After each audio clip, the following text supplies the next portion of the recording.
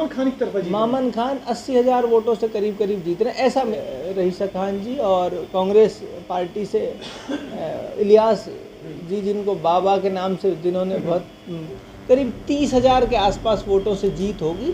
अब ये मैं सेफोलॉजिस्ट नहीं हूँ जो आंकड़ों के बारे में बहुत राजनीतिक रूप से जानते हों, लेकिन कांग्रेस पार्टी के कार्यकर्ता हैं, कांग्रेस पार्टी के लिए मेहनत कर रहे थे, जो जिम्मेदारी पार्टी की तरफ से लगाई गई थी। तो हम जिस जोश जनता का जो देखा, जो नौजवानों में जोश देखा, उस जोश और जुनून की बुनियाद पर ये कह रहे थे करीब 30,000 के आसपास वोटों से जीत होगी। अब ये आंकड़ा है, आंकड़े कम ज़्यादा भी हो सकते हैं एक्चुअल में, क्योंकि ग्राउंड की तो बात जब होती है और लोकतंत्र की यही खूबसूरती है कि अल्टीमेट तो मतदाता तय करता है कि क्या रहेगी। उम्मीदें लगाते हैं लोग।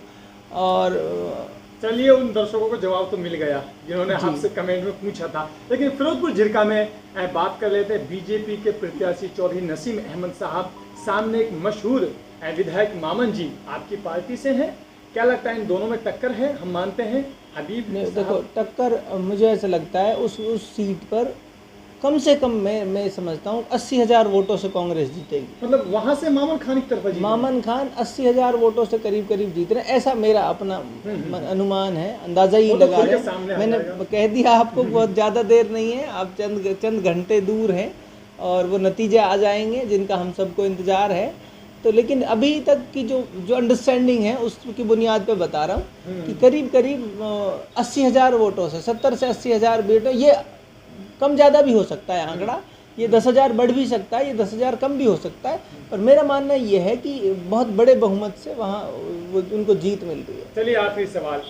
बाबा, जिसको बाबा कहते हैं लोग, और सामने है आज़ाद उम्मीदवार चौधरी रईसा खान जी, इनमें क्या टक्कर देखने को मिलेगी? यहाँ पर भी एक तरफा जीत हो रही है या फिर टक्कर है? नहीं, वहाँ देखो, अच्छी फाइट थी, अच्छा संघर्ष था और लोकतंत्र का एक बेहतरीन नज़ारा वहाँ देखने को मिला।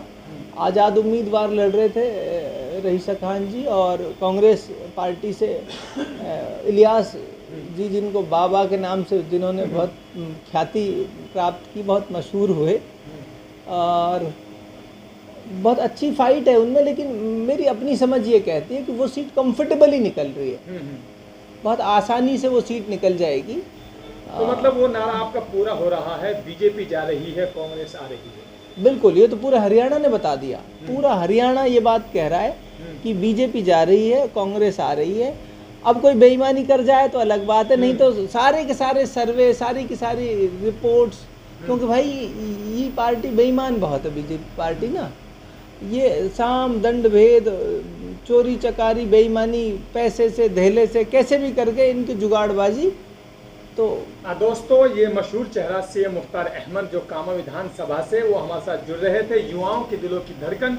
आखिर में हम कहना चाहेंगे सीए साहब से, जैसा कि हरियाणा में जगह जगह झगड़े किए जा रहे हैं चुनाव को लेकर, आखिर में आप उन नौजवानों से क्या कहना चाहोगे? कल जब नतीजे सामने आएंगे, कहीं ना कहीं ऐसा माहौल देखने को ना मिले तो आप क्या कहना चाहोगे? नहीं, बिल्कुल झगड़ने की ज़रूरत नहीं है और 5 साल में हमें फिर मौका मिलता है और लोकतंत्र की यही परिभाषा है देखो, और यही उसकी खूबसूरती है कि कई बार आपके हमारे मन के मुताबिक नतीजे नहीं आते, तो फिर हमें हताश होने की, निराश होने की ज़रूरत नहीं है।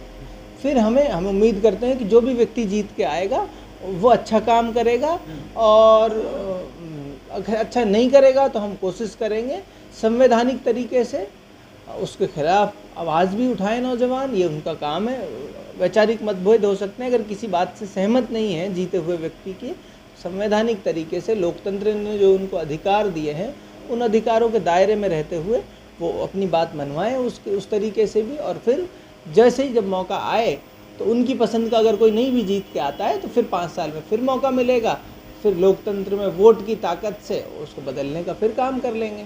ठीक है सर, आपका बहुत बहुत शुक्रिया, आपने जो टाइम दिया है हमारे न्यूज़ चैनल पर, आपका बहुत बहुत शुक्रिया। आप लोगों का भी, आपके दर्शकों का भी, और आप लोगों ने जिस तरह आप लोगों ने भी समय निकाला और हम जैसे लोगों की आवाज़ लोगों तक पहुंचाना और निष्पक्ष रूप से अपना काम जिस तरह से आप लोग करते आए हैं, कर रहे हैं, उसके लिए भी आप सबका बहुत बहुत शुक्रिया।